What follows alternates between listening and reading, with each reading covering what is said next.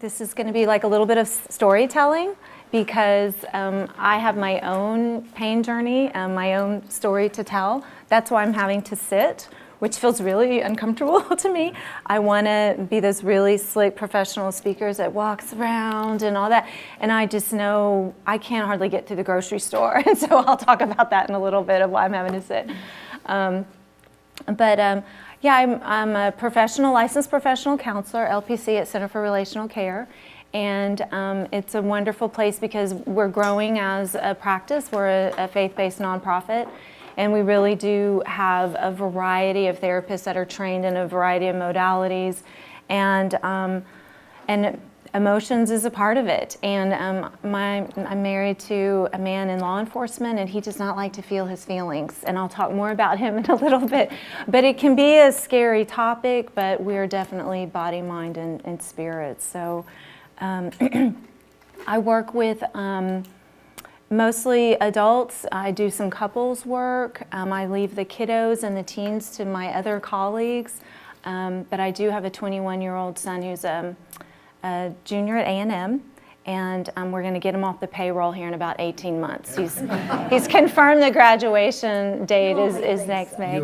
I know, we were just talking about it last night. So we're so proud of him. I'm really thankful for him. I was going to say the blue bonnets, but now I'm talking about my one and only, my baby. He is a great kid, and he's working really hard, and I think at this stage that we still like him and he still likes us. That just feels like really, really good. So I'm very thankful for him. But I'm a trauma-informed therapist. I'm certified in a trauma therapy called EMDR, and Marshall might have spoken about that in the past. But it's that can come into play because sometimes with a big medical diagnosis, it can feel traumatic.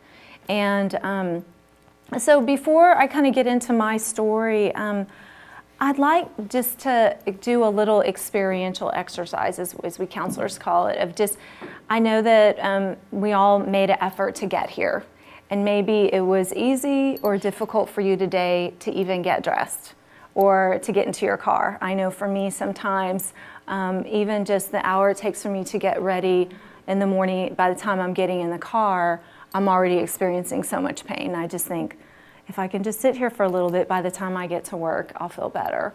And so I understand that day to day, but for right now, I'd like for y'all to just settle into your chair and maybe take a few deep breaths and tune into your body and see if you can find a place that feels okay.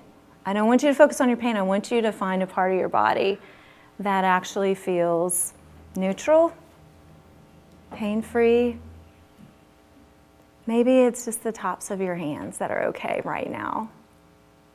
Maybe it's the front of your neck. And just notice the neutrality or the okayness of that part of your body. And take a few deep breaths and know that you made it here. All you have to do is sit and relax and listen for a few minutes. And just take a few more deep breaths.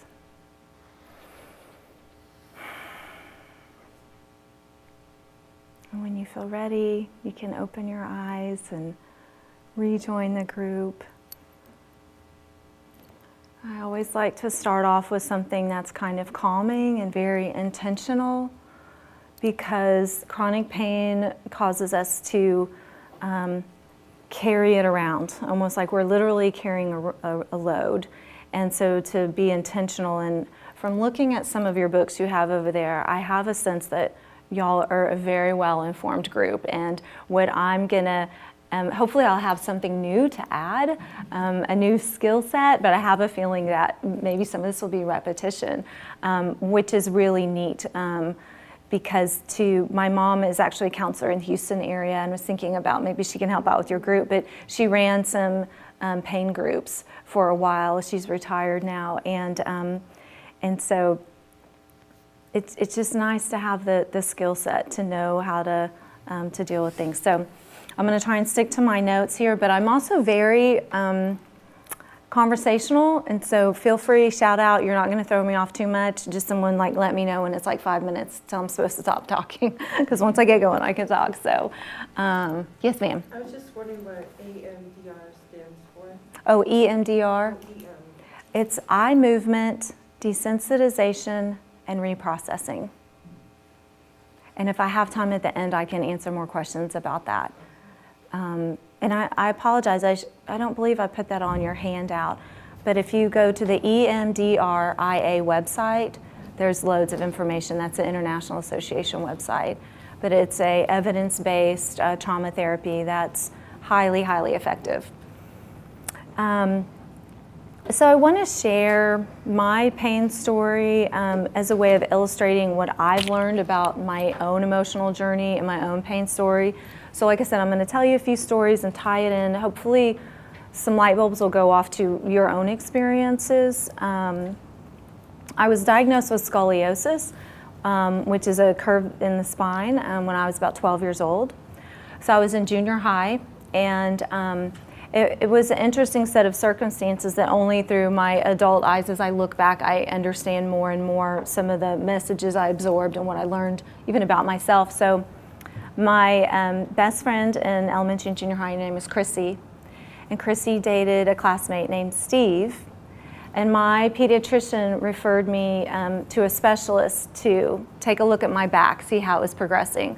Well, the specialist was Steve Irwin's dad, which for a junior high girl, it was just devastating. I was so embarrassed. I had to wear a gown in front of Steve Irwin's dad. Well, he was the doctor, he was the specialist. So as I've looked back, I thought, wow, that was like a really yucky part of it. The women in the room were shaking their heads. You get that. So that was one aspect. I also have a memory of coming home from that doctor's appointment and my dad giving me a look that he felt sorry for me, but he wasn't really able to convey any comfort or it's going to be okay, honey, or we're going to keep an eye on it. He was conveying something about my little girl is broken. He didn't intend to convey that, but that was kind of this emotional message I was absorbing. And so fast forwarding to I'm in my early 20s and I'm dealing with sciatica, and as far as tracking it, it never really progressed. So in childhood, I didn't get any other treatment. At some point along the line, it got much worse because I'm newly married and I'm having sciatica, and I'm thinking, well, that my back hurts, maybe I should just sit around, lay around, bed rest. And after a few weeks of that, I thought, I'm 23 years old. This doesn't really seem like the right course of action. And so I decided I'm just going to press through. And I'm not really, as personality-wise, known for my perseverance. So I've kind of had to learn to persevere and do what I can and advocate for myself as a patient. But I've held those pieces of the emotional aspect, the family reaction. So I also encourage you, it can be fruitful to reflect on the emotional aspects of your diagnosis or diagnoses, to understand your own initial reaction, how you absorb the information, and even others' reactions. And I'm even going to talk about our closest ones, our spouses, our families, how they can react to maybe our limitations or our pain tolerance. Surely you can do that, can't you? You know, sometimes we don't have good boundaries with ourselves and our pain level, and if we experience limitations, so we have to educate our loved ones about, I can walk this far and then I'm going to need to sit down. So another aspect of my story is that I was also began to have migraine headaches. That was also in my 20s, and I tried to understand my triggers. And the reason I share about my migraines is because I was really stubborn about trying medication because even though I've only lived in Austin 6 years, I'm kind of a granola, right? I didn't have Birkenstocks till I moved to Austin, but I wanted to try the all-natural route. And I actually experience this a lot with my clients, that they are resistant to medication, even medication that I believe would help them. because they want to go to People's Pharmacy and try something different, which I've been on that spectrum too. I've been to all sorts of doctors and all sorts of different stuff. I could talk a lot about that. And I feel like I had a fear against trying medication. So I had many experiences of having migraines that would ruin a vacation, or at least moments. And the pain was so intense, I believe that they were actually traumatic memories for me, because I remember one time we were mountain biking and camping out, and a whole afternoon I got overheated and migraine. I spent the rest of the day in the tent. That's just no fun. If you're camping, you want to be exploring, you want to be having fun. Another time, again, I did not have good boundaries with myself, and I overdid it on vacation. We were expanding a patio area and shoveling granite or something, gravel, at my mom's cabin in Cloudcroft, New Mexico. So I was basically at a million feet elevation, and it was terrible. So again, I had to go to bed, and so I've had to learn about that, and the takeaway with that piece of it is to be reasonable and even evaluate the emotions you have about what is the doctor suggesting you can do, or what are your options, and having a reasonableness and an openness. So I've had to find my happy place with that. So medication was your only avenue of with the migraines. Once I said, sure, went to my doctor, got it, the Imitrex in pill form, a low dose. The first time I took it, I remember exactly where I was. I thought, how is this going to make me feel? Because I've never been on prescription medication. I was terrified, and I look back and I just chalk it up to I was just very stubborn. And when it got rid of my migraine in about 35 minutes, I just thought, oh, well, it's like I could have had a V8, all those times. And so it taught me a lesson about myself, and discerning, and like I said, I recognized there was a part of me that was not being reasonable.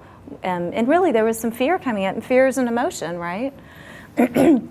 So a huge concept I've come to understand, which y'all might already know about, but I'm excited to share with you if you don't, is my own counselor helped me understand this idea of clean pain versus dirty pain.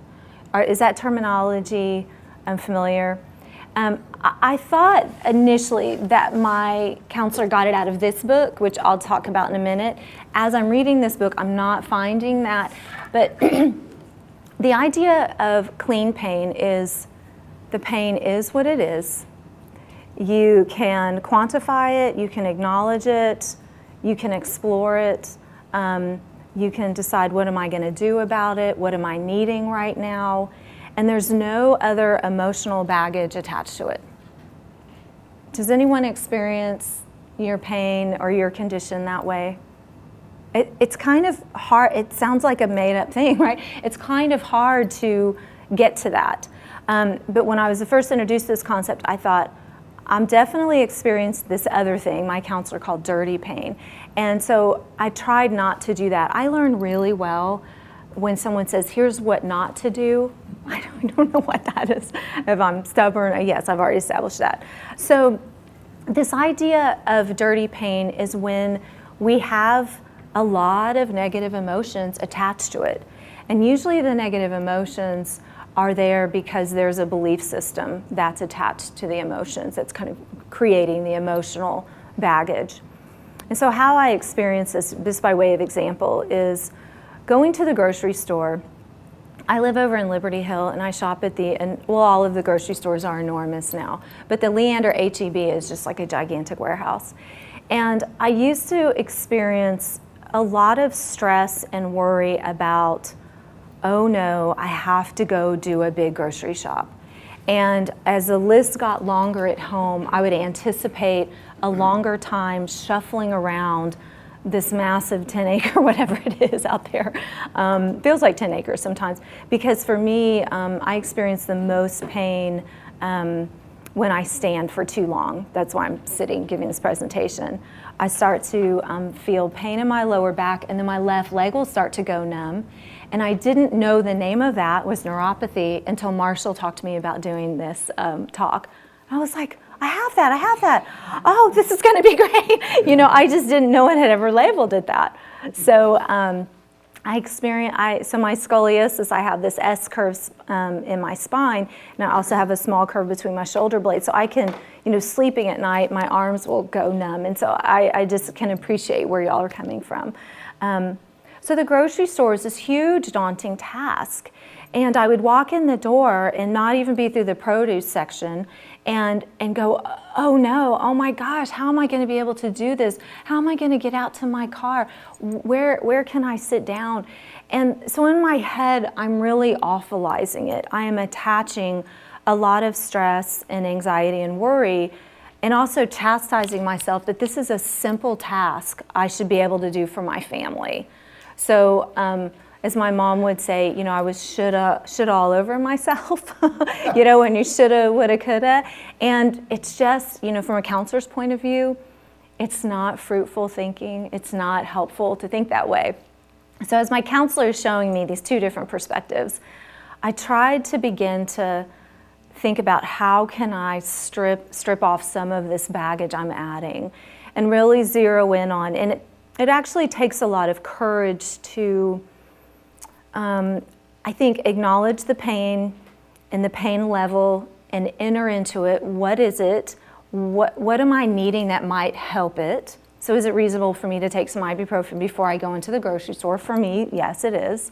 And to just acknowledge, again, if I'm doing my shopping and I've realized I've forgotten something on one side of the store and it would mean doubling back, I just would have to think about that, If we're having tacos tonight and the tortillas are back there, let me just weigh that, right? And I used to think, oh no, my son requested the sourdough bread. He loves that. You need a whole loaf. And if I've passed it up and I've forgotten to get it, that is what it is. And that's not a phrase I use a lot because it can sound so minimizing of pain and so flippant.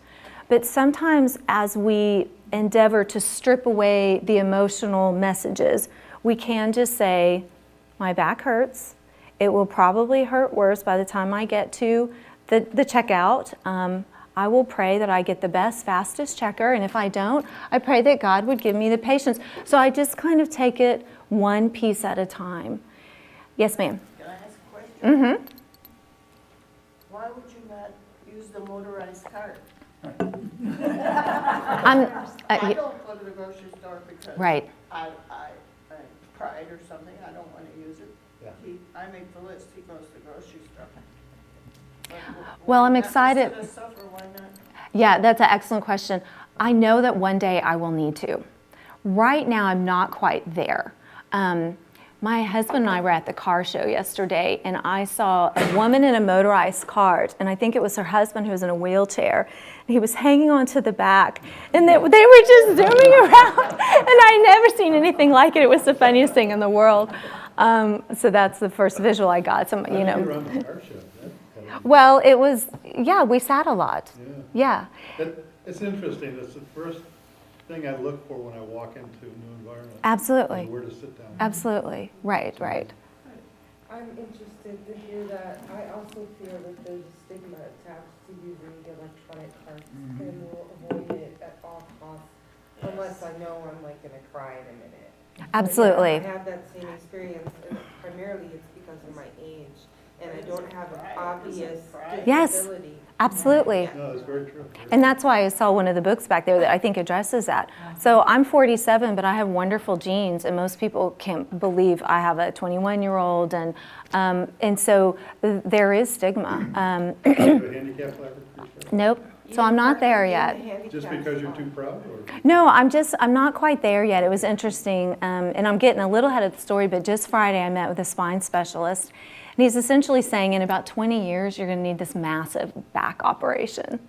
In the meantime, we'll try steroids, shots, and so that's my next step. I've been to chiropractors, I've done acupuncture, massage therapy. I was telling Nancy I just joined the Y. I'm going to start swimming. I tried to get the spine specialist to just write a prescription for us to build a pool in our backyard that insurance would pay for, right? Has anyone figured that out? I just would recommend that you really look into steroids long-term and what it does to our structural system. Because that Right. was one of the key things that accelerated my degenerative disc disease and such. So be Right. careful with that. Well, and so and that's a very important point. And weighing all those different things, because my mom also has scoliosis. She's caring for my father, who's 85, and he just had major surgery, is in a rehabilitation center. And my mom, for a year, has been creeping around in so much pain. And I've also learned from so we're very kind, charming people, but she's very stubborn too. She is too fearful to get a steroid shot. And all of us kids are like, Mom, you got to help with Dad. And so we're just trying to weigh all of and for me, I'm trying to weigh what's reasonable, and so I'm really taking all those things into account.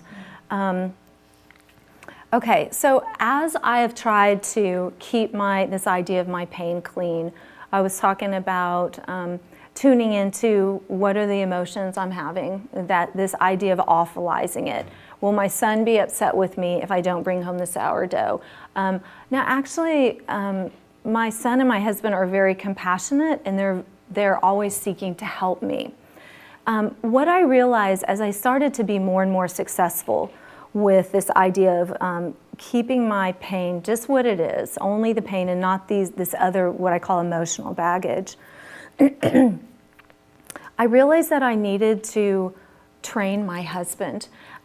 He's in law enforcement, and he is a fixer. He's a Texas Ranger, so he's just not like a regular guy. Like, he's got the hat, he's got the tooled leather, the whole thing, God bless him.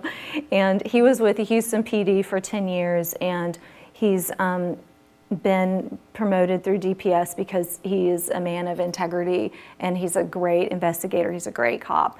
But he, before he went over to the Rangers, he was on the governor's protective detail and ran around the country with Governor Perry.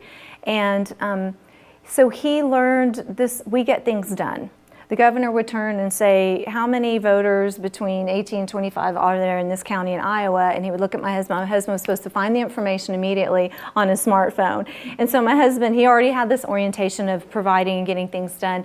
And so I realized that I needed to have a conversation with him about this idea of clean pain and dirty pain, because even if I felt peaceful and calm and acknowledging my pain and knowing I need to sit down, he was emanating worry, stress. He wanted to fix it. He wanted to make it go away.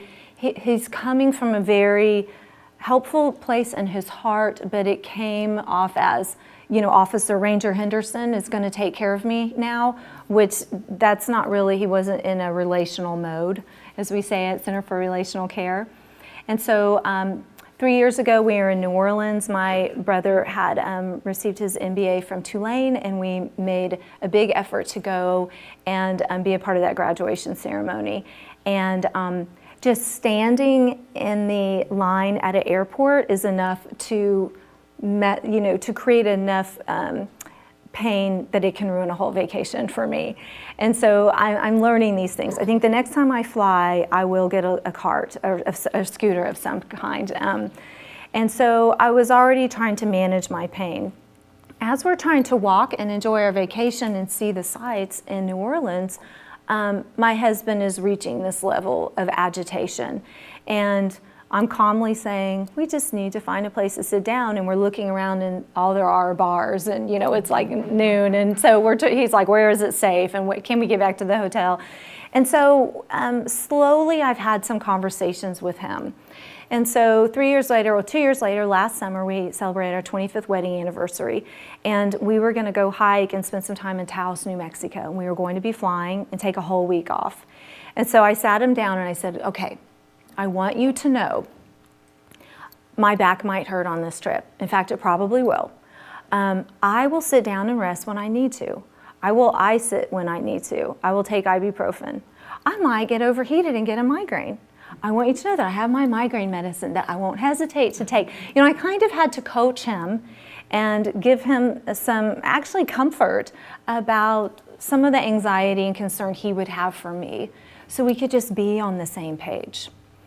And I'm not a big drinker at all. But what I thought was very, very funny about that trip was that every day at lunch, I'm drinking a light beer just to kind of take the edge off a little bit. And I don't advocate for that at all. But for me, it worked, and I was actually kind of embarrassed. It's like if anyone saw me just sitting here chugging a brew, you know. But I knew it would give me a little bit more capacity to fully enjoy the trip with my husband, and we had a wonderful trip. And so, like I said earlier, having good boundaries with yourself, really knowing what your limitations are, paying attention to emotions give us information. This is a really important takeaway. If we can have the courage to tune into our emotion and recognize I'm mad, I'm sad, even I'm joyful, or I'm peaceful, or I'm comfortable, it can signal what we're really believing.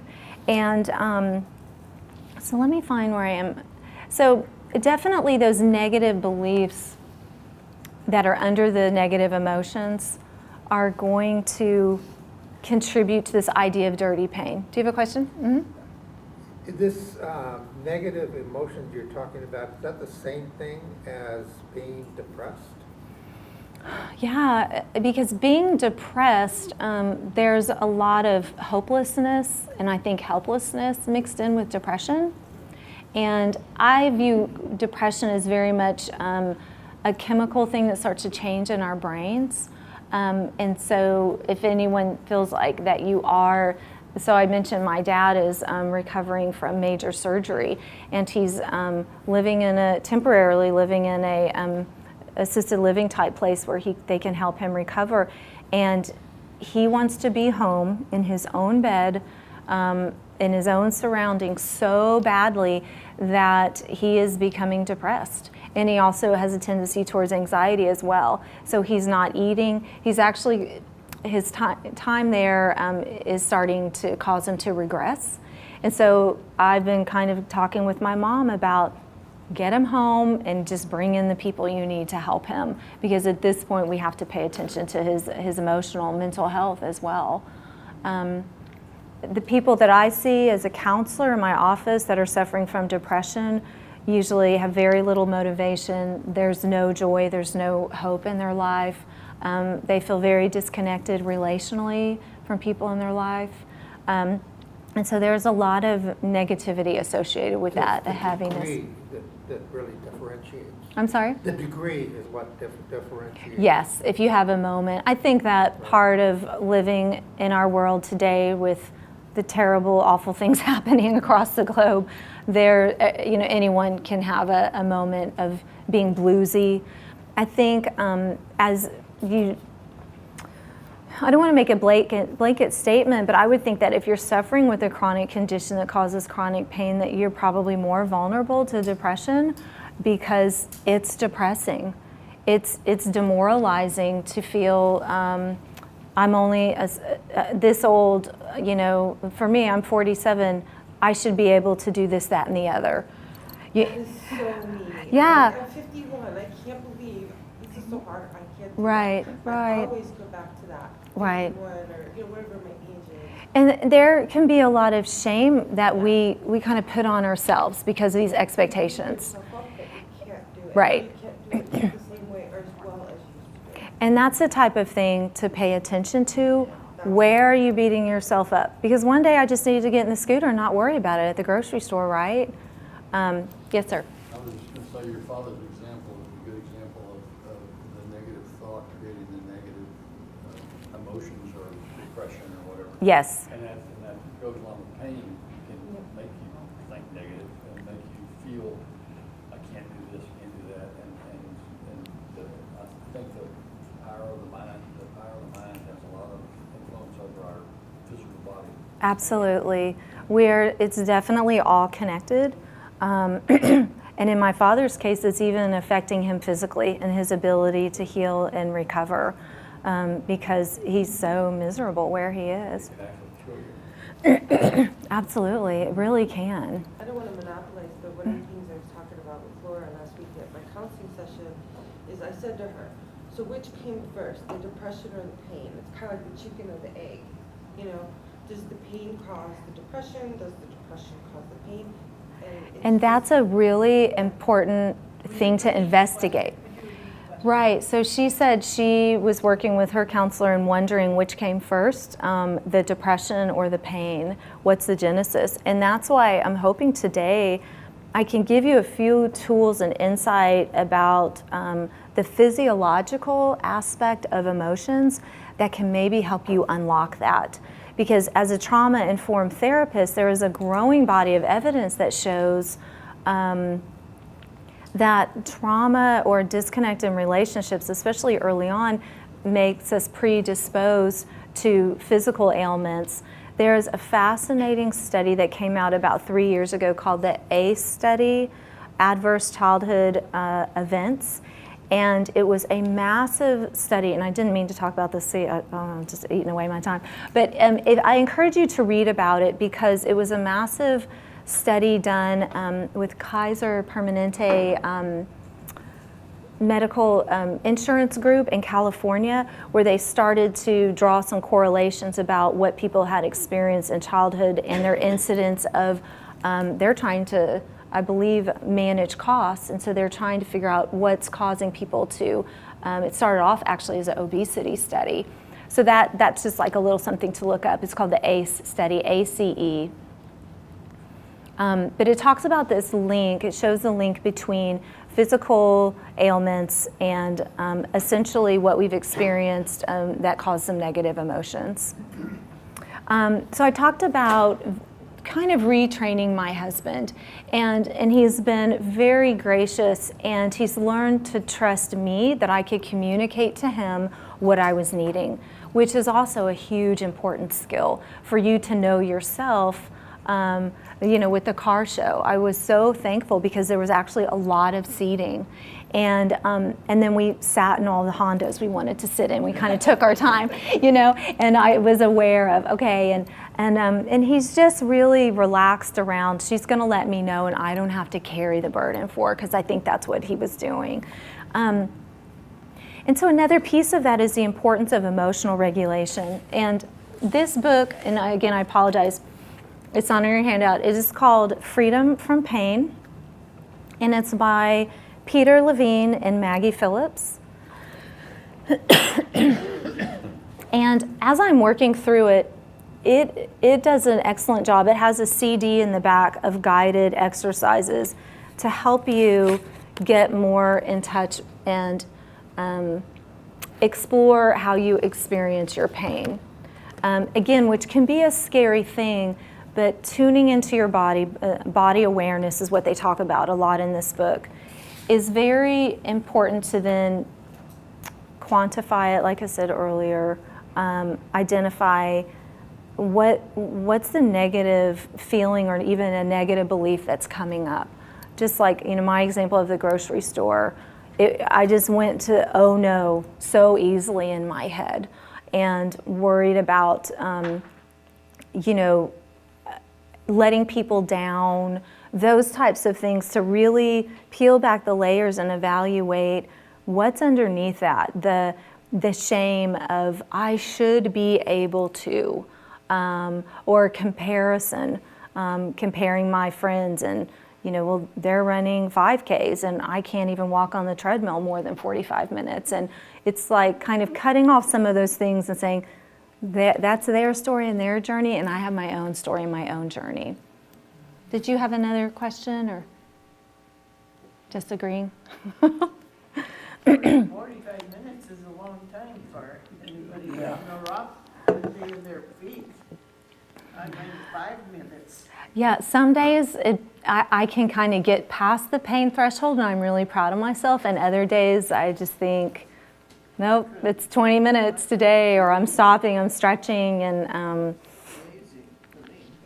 and so I highly recommend this book if some of that body awareness. So I think on your handout it talks about body awareness, breath, and mindfulness. Just like the short exercise we did at the beginning, taking a deep breath, closing your eyes, it's a way to tune into your body in an intentional way, which can be really, really key. As I'm sitting here with my legs crossed for now going on maybe 45 minutes, I'm feeling some numbness here. And so it's just like, just to notice that for when I get ready to stand up, right? So I don't hit the floor. And so just, it's not to the level of pain, but just that as I sit for a long, you know, I tell people as a counselor, I sit for a living. I sit and visit with people one-on-one. And so I have to kind of be aware and do essentially micro self-care as I'm trying to join with people in my counseling office. So it's not distracting me. And I've learned ways to do that. Andrea, so how do you not go to that place of, I'm gonna feel numbness, oh, I should be able to do this, oh, I wish I could do this. What's the technique that you use to not go down that emotional path Right. to do the dirty thing? Right. For me, it took a lot of acknowledging what was coming up for me and challenging the belief. Will my son forgive me if I don't get the sourdough? I'm sorry, babe, I forgot and my back was killing me.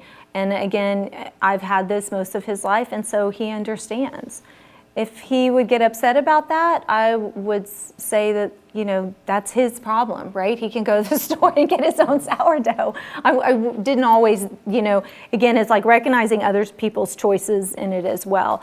I've done a lot of work in my own therapy to peel, and this isn't necessary for everyone, but oftentimes to even peel back the layers and go back to what are some of the juggernauts of negative beliefs and negative emotions that have been there even when I was first diagnosed, and the vibe I got from my dad, and wondering why didn't they ever really treat it if it got worse, and what happened with that, and some of the attitudes about doctors. And I have a younger friend who her family, my dad always thought that chiropractors were quacks, you know, and I have a younger friend whose family didn't think that, and she went to a chiropractor and it actually helped resolve her, her scoliosis when she was a teenager. And I think, well, dang, why can my family have done that? You know, and so you have to kind of grieve the losses of what is your condition.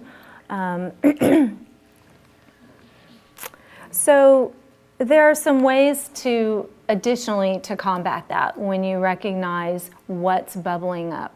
Awareness is key, even body awareness, because physiologically, if we're carrying stress and worry, we're going to carry it physically. You've heard of like tension headaches, and y'all probably have experienced this. I know that my shoulders get more tight, and that creates more numbness in my arms sometimes. And so sometimes I let my body give me the information about what I'm experiencing. And when I notice I'm having more pain, I've kind of trained my neuropathways to think, what's going on? I'm hurting more, what am I worked up about? And just slowing down, taking a few breaths, being more self-aware of what emotion maybe is coming up, what am I worried about carrying around. Sometimes this stuff is just this operating system running in the background. I don't know a lot about computers, but of these automatic processes, and we have to be intentional to say, I'm thinking this, and that's keeping my stress level high. One of the examples in here, I think, a belief that I can enjoy life. So the doctor on Friday morning tells me in 20 years I'm going to have this major operation. I'm thinking, when I'm 67, I'm supposed to have this major operation and recover okay? Should I start worrying about that now? My dad and my sister would say, yes, you need to worry about the worst case scenario. I'm choosing and learning a different path for myself, that I'll just do the best I can when I do that. Mm-hmm. Think of the medical advances in 20 years. I know. I'm so hopeful. And I was joking with the doctor. I said, the doctor was saying he doesn't do that surgery anymore. And I said, how young are your colleagues? Because I'm going, you know, this doctor is older than me, you know. And so, but it actually was strangely empowering to do what I can between now and whenever I might need a major back surgery. And it's given me kind of a renewed motivation to work my exercise routine and to eat healthy. Certainly seeing my parents get older is motivation for that. My 40-year-old brother decided the key after he had to help my dad take him to the emergency room a few months back, my brother announced that the key was just don't get sick. That's what you do. That's how you manage aging, you know. So I thought, wow, you're right, brother. So at the end of your handout, I've listed just some common emotions that accompany chronic pain. Hopelessness, anger, helplessness, fear. In this book, they actually address in detail a lot of the different things. And so, like I said, I kind of have a rule that I don't like to recommend a book unless I've read it cover to cover. And I'm kind of piecing my way through this, but it's got some really great resources that I think would be helpful. And so how can you be challenged to find your hope? This idea that the cup is half empty or half full. The gratitude, the thankfulness thing we did at the beginning is huge. To be able to train your brain to focus on what is good, what is positive. It's really, it's a way we can keep our pain clean and not dirty, because I'll tell myself in the grocery store, I'm just gonna do what I can do and that's gonna be okay. And there's a lot of self-acceptance in there. I've tried to jettison the shame and just say, I'm gonna do what I can do, in the point where I need to be in a scooter, or my son, I think, is gonna be home for the summer, and I told my husband yesterday, maybe he'll do the grocery shopping for me, you know? And so just, if I feel like I need that this summer, I'm gonna request that of my son. So again, going back to asking for what you're needing. How can you build joy? If you have children or grandchildren, or if you garden, a lot of times that joy connection, there's a joy center in our brains, and it lights up when people are happy to be with us. And that's why this is such a sweet, warm group, because even just coming here on a regular basis, you can feel like we're all in the same boat together. This could bring a lot of joy to your life as you commit to an intentional, which I feel like that y'all are doing. Evaluate your strengths. So I put in there, for right now, I can still do my own grocery shopping, and it doesn't totally kill me. And so gratitude is huge. You know, when we talk about anger, you know, sometimes anger is often a cover emotion for more vulnerable emotions that we really don't want to feel. If we don't want to have a pity party or sit and cry, it's easier just to get PO'd about something. And I would invite you to grieve the losses, grieve the limitations. I don't know if I've run one 5K, I don't know if I'll ever run another one that's probably contraindicated for the kind of pain I experience and my condition.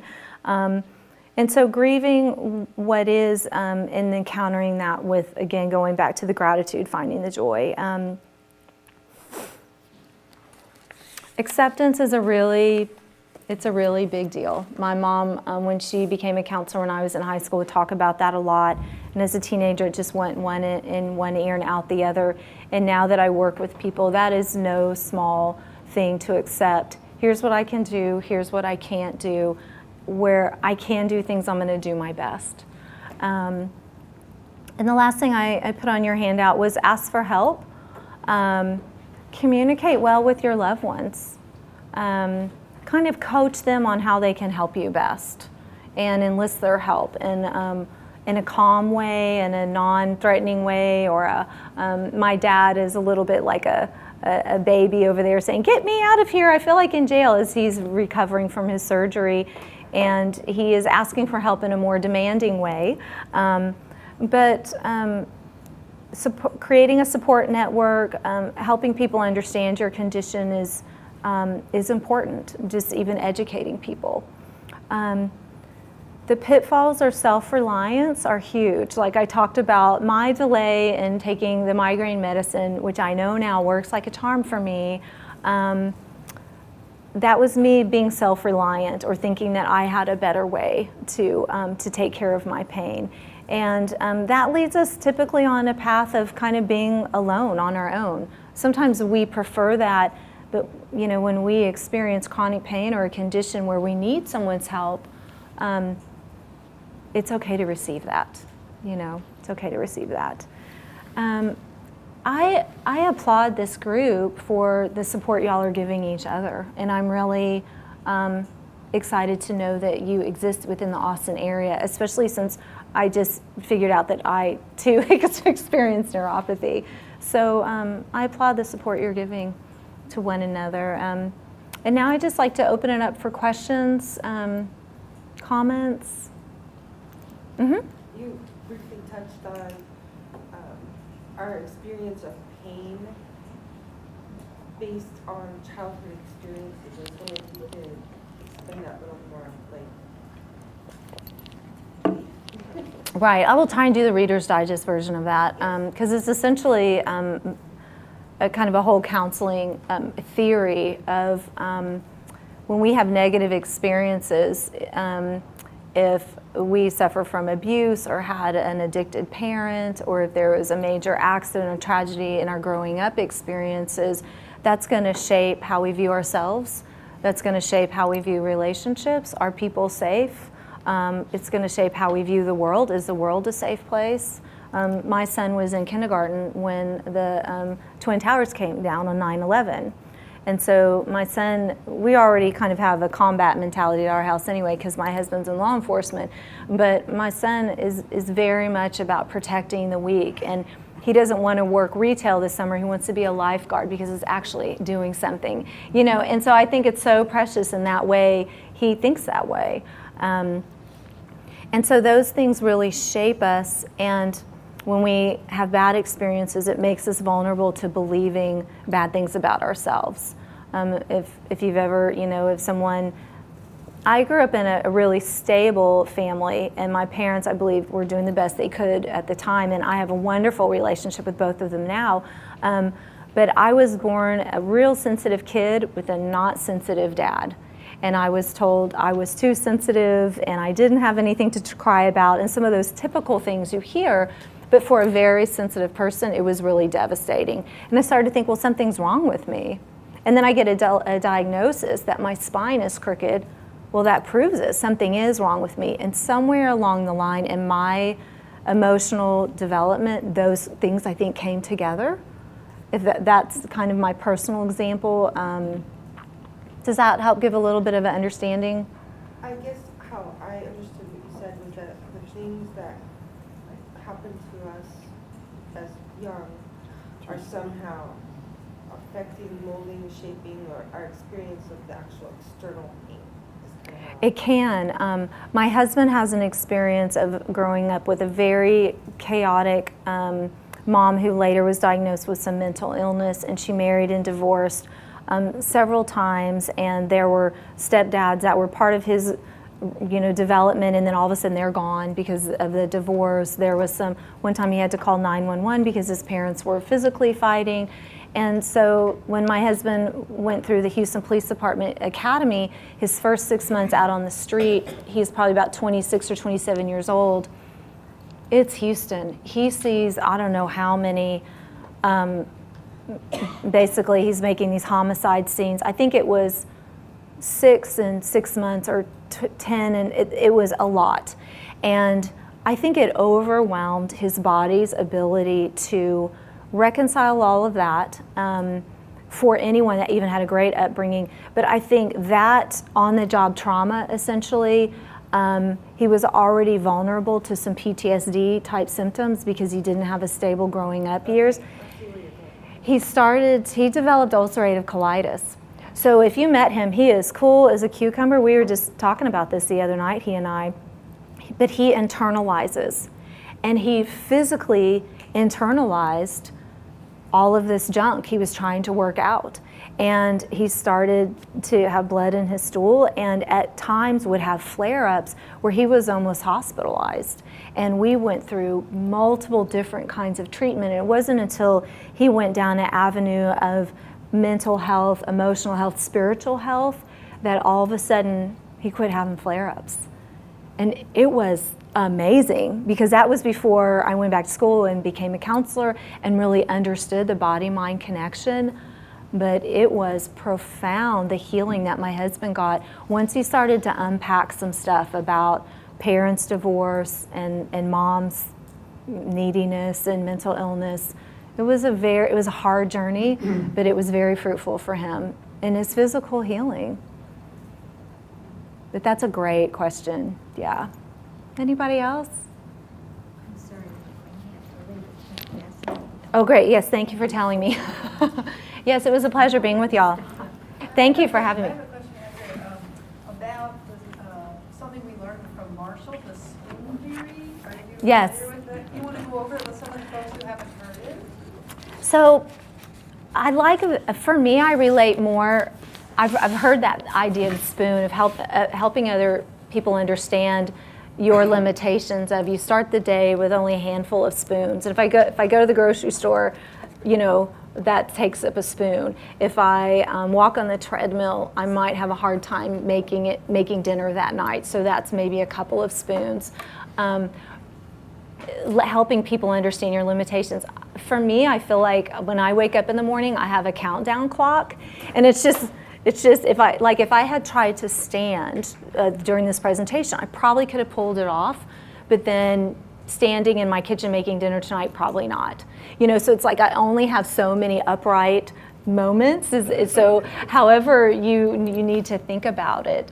But that's a great way, again, to extend grace to yourself and to understand I need to choose my battles. I kind of thought long and hard, do I need to go to the car show? Would that be a good thing? And I was like, no, we're going to buy a new car next year. Let's go check it out. And so I still want to push myself and figure it out. So, but y'all are a great group. It was really lovely being here. And I actually, I think that I have brochures and I have a few business cards if anyone is interested in that or visit with me. We have a few more minutes if anybody else has any questions or comments about it. Mm-hmm. I really like the fact that you have to evaluate your own, where you are. But my success came when I really accepted my new normal. Yeah. And, the loss of Yep. what I can and can't do. And then I like to be a problem solver. And so I go, okay, how do I like to cook and I Right. got pads in my kitchen. So do I. I prep things ahead of time. Mm-hmm. And Mm-hmm.